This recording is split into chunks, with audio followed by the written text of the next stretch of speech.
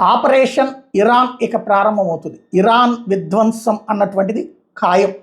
ఇప్పటిదాకా ఇరాన్కి సంబంధించినంత వరకు తీవ్రవాద సంస్థల్ని పెంచి పోషిస్తూ గత 30 ఏళ్లుగా చేసినటువంటి ఒక దాష్టీకం, దాన్ని ఒక రకంగా చెప్పాలంటే ప్రపంచాన్ని బ్లాక్మెయిల్ చేసింది మతపరమైనటువంటి బ్లాక్మెయిల్.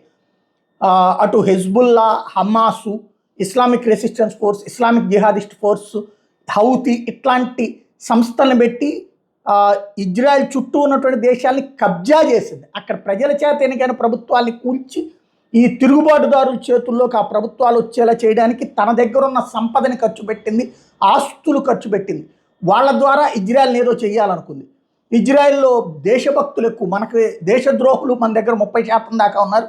అక్కడ అక్కడ కూడా ఉంటారు ఒక 5%, 10%, 90% మంది దేశభక్తులే ఉంటారు. దాంతో ఈ మనకి మళ్ళీ ఇక్కడ అంతర్గత పేలుళ్ళు సృష్టించడం కుదరలేదు. అక్కడ చిన్నది జరిగిన లేపవతల పడేస్తా వచ్చారు. సుదీర్ఘకాలం పాటు అది తట్టుకు నిలబడింది ఇజ్రాయెల్ ఈ పోరాటంలో.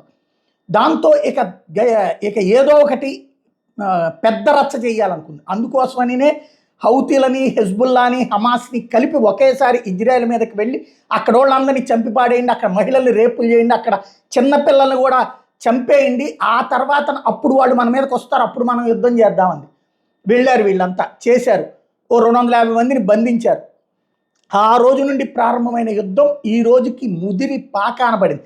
చివరికి అణుబాంబులు తన దగ్గర ఉన్నాయి, లేదా అణుబాంబులు తయారు చేసుకోగల శక్తి తన దగ్గర ఉంది, అట్లాగే బాలిస్టిక్ క్షిపణులు తన దగ్గర ఉన్నాయన్నటువంటి పొగరుతో, అహంకారంతో, అదే ధైర్యంతో ఈ పని చేసిందన్నటువంటి విషయం ప్రపంచం గుర్తించింది.